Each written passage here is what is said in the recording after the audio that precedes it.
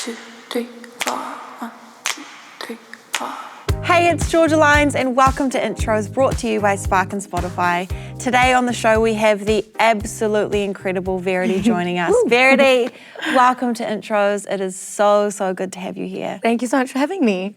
I heard you before I saw you and knew who you were at Christmas in the Park. Yes. And I was singing and I heard this voice and was like, who is that? Like, where is that coming from? I need to know who that is. Your vocal is insane. When did you first discover that you could sing? I've been singing since I was a kid. I've been singing before I could even talk. I remember busking at Frankton markets in Hamilton. And I remember people being like, who is this singing? And people wouldn't really believe that it was me because I was so tiny as a little 9-year-old and I had this massive voice. Yeah, I think it comes from having a lot of siblings and needing to be to be loud. So I'm just gonna sing. Do you feel like there was a specific moment for you where you realized, oh, I'm really good at this and I want to pursue this further outside of busking at the markets? And I think the main thing to kind of change it from fun to this is what I'm gonna do for work is Christmas in the Park. I remember I was quite young and I auditioned, and the first year I actually got a no, and they said we love you but you're just not ready. And I was like, what? I thought I was good enough for this, and a little bit of a shot to the ego, but also makes you work harder, right? So I came back the next year and they were like, we love it, yes, come and join. Last year was my 5th year doing it. Amazing. And I think that was a big turning point of performing professionally and making a lot of really awesome connections with people who were really wanting to help me grow. And then I started posting on social media. I definitely started off just doing the generic dancing on TikTok, realizing I could not dance. I remember my mum kept on saying why didn't you post you singing? And I'm like, Mom, you just don't get it. This isn't the cool thing. I need to be dancing and being cute. And then one time there was this trend of people singing Take Me to Church. Yes. My lover's got humor, she's a giggle at a funeral. And episode over. I was like, yeah. And I was like, okay, I can do that. And I did that and I looked so ugly. I was in big baggy t-shirts, sitting in bed. I did not think I looked cute at all. But I posted it and it went viral for the time. I don't even remember how many views it got, but it went viral. And I was like, wait, people want to hear me sing. People actually want to see my talent. And then I kept posting and it kept growing and I was like, huh. And yeah, from that point onwards, I just posted singing, and now I'm at posting every single day, and little by little, every now and again, the social media lords will bless me with a viral video and it'll just kind of keep climbing, which is just awesome. Have you ever experienced any kind of negativity online with your videos?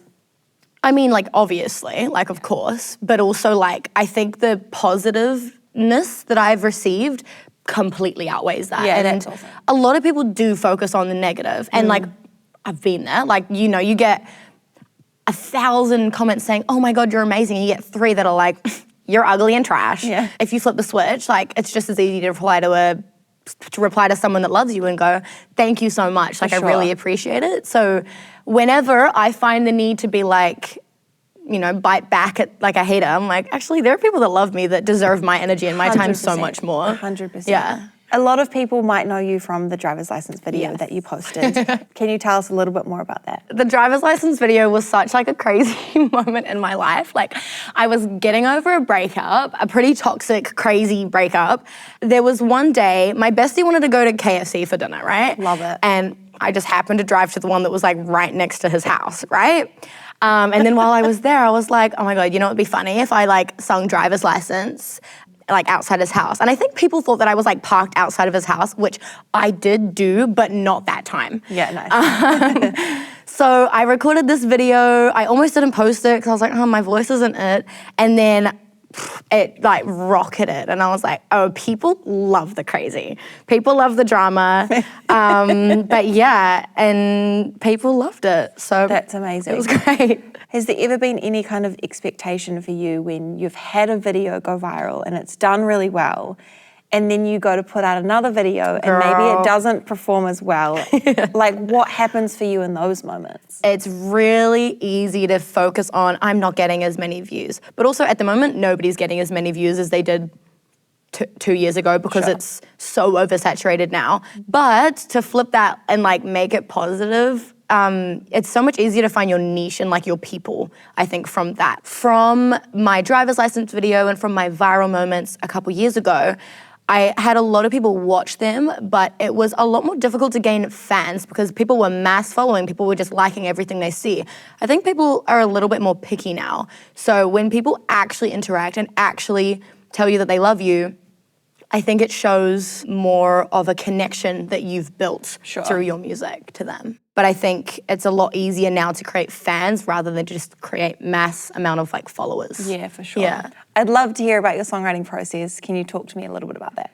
My songwriting process is quite different every time. Sometimes I'm driving and I'm like, I need to pull over and record a voice memo right now. Most times I go into the studio and I'm just like, what's on my mind? Like, what's the vibe for today? I think I'm very lucky that I'm able to write music in like kind of any scenario, whether that's lyric first or melody first. I think because I really love it, I try really hard to be good at it. And I think that kind of maybe helps. You're obviously at the beginning of your career. What has your experience been like in the industry? And is there anything that you hope would maybe change? I love this industry. I think the people that you meet are just like awesome, and I think it's a lot easier to connect with people because you have, you know, joint interests, and a lot of musicians have like been through some stuff, so it's like easier to kind of feel heard and seen by people who are creative and in this industry. What I wish I could change about the industry is how damn expensive it is. Like anything we do, if you want it to be like at a quality level, it normally costs like a lot of money. Singers don't really make a huge amount of money compared to the amount that you have to pay to put into it, if that makes sense. Do you have any advice that you would give to your younger self? My advice for my younger self would be, I had a moment where I kind of stopped posting and I had a lot of momentum when I stopped posting. It would be, keep posting, girl, like keep doing you. And like, I guess advice for other younger people who are trying to build themselves up is trial reels, where it pushes your content to people that don't follow you, which I think is so awesome, especially if you're nervous for like your friends seeing your stuff, but also I think it's just the most incredible way to grow your audience. And anybody who asks me for advice, that's the first thing I tell them is post on trial reels. You can repost the same videos that you've already posted, and I just think that's something that's really helped me grow my socials. Before we sat down and had our chat, you performed your song Out of My Head. Yes.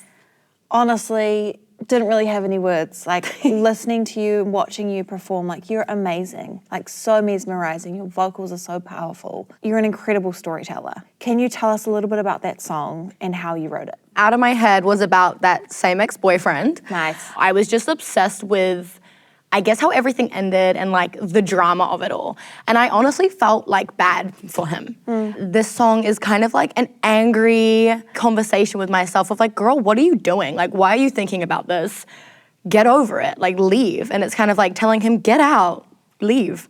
Yeah, it was a very emotional driven song. So that was pretty easy to write because when it's emotional for me, it just word vomits out. Yeah, I love it. I mean, you can feel the intensity and the power in the lyrics and the delivery and the like everything about it. You did it in one take, like amazing. One of my most favorite things with intros is getting to find artists that I would never have discovered, because sometimes it's really hard to actually figure out who's doing the new cool thing or just making cool music when there's so much happening all the time.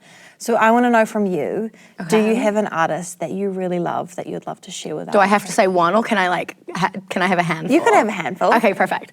I work a lot with Flynn Adamson, and he's a great producer and a great artist as well. Ezra Neal is like insane. He's on TikTok as well, and he's like the king of runs. And then I have a friend, Kai Kenoy, and he's beautiful, like an incredible singer, and Christabel as well, who is on intros. Yeah, we love so many amazing talented people in New Zealand. I love that. It really is, and I feel like I don't live here anymore, and you go outside of New Zealand and you realise how concentrated, we have so many incredible songwriters, singers, producers, artists that are doing really cool stuff, and I feel really lucky to be. I think our culture is very music driven, and I think in New Zealand you can really hear truth behind people's lyrics and melodies and stuff, and I think it's rare to find that in all of the other places in the world. Verity, you're amazing. Thank you so much for being here at Intros. We love you and we're so excited to see what 2026 holds for you. Thank you so much for having me. You're welcome. Yay. Yay.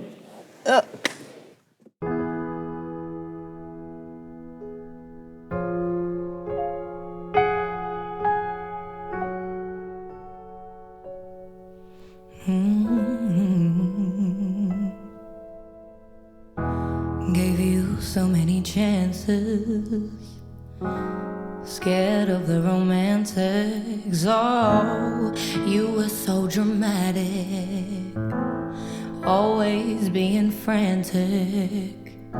You thought I was playing games. Sometimes you sound insane. Yeah, you still act the same. I fear sometimes it's time for change. My times are changing slowly. Got another foot in front of me. I try to walk the talk, but you're not listening.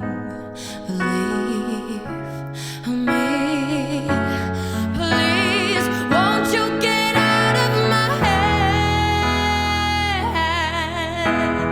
I got you out of my bed, so get out of my head.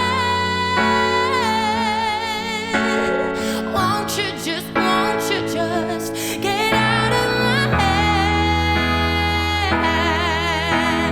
You left my heart in a mess, so get out of my head. Won't you can't you just abused all of your chances? I looked past all of your antics, oh, for you and your dramatics. Oh, now I'm being so frantic. Oh, I really thought you changed, but now I sound insane. Yeah, look, I won the game, but losing always feels the same. I guess you never listen, 'cause you get silly prizes when you play the silly games. Get out of my head. I got you out of my bed, so get out of my head. Won't you just won't get out of my head? You left my heart in a mess, so get out of my head. Won't you just please pick up your things, pack up and leave, try forget about me. Whoa, 'cause you're hurting yourself and that hurts me as well. Won't you can you just get out of my head? I got you out of my bed, so get out of my head. Won't you just won't get out of my head? I got you out of my bed, get out of my head. Won't you can you just get out of my head? My head, my head. Won't you can you just get out of my head? Oh,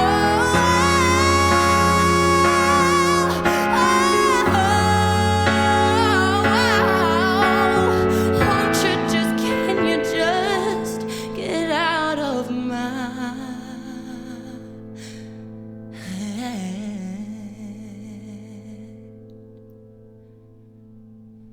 Intros is proudly brought to you by Spark and Spotify, Rolling Stone, AUNZ, the New Zealand Music Commission and APRA.